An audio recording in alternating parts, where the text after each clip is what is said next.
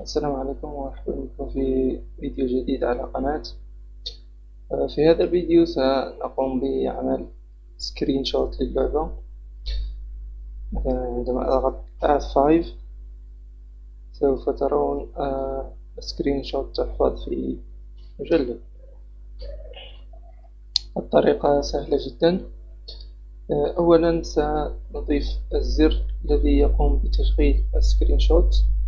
تكتب هنا اسم الأكشن سميته سكرين شوت، ثم تضيف أي زر.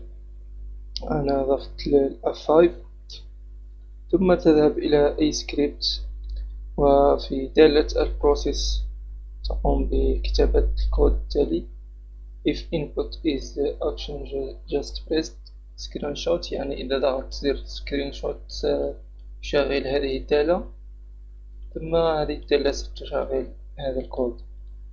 أولا السطر الأول هو ننشئ متغير نسميه image يقوم بحفظ الفيو بورت. هذا هو الفيو بورت يعني في هذا المتغير. ثم نقوم بقلب الصورة. إذا لم نكتب هذا السطر سوف تجدون أن السكرين شوت مقلوبة. هي مقلوبة، لذلك يجب علينا كتابة هذا السطر فليب واي. ثم نقوم بحفظ الصورة كPNG.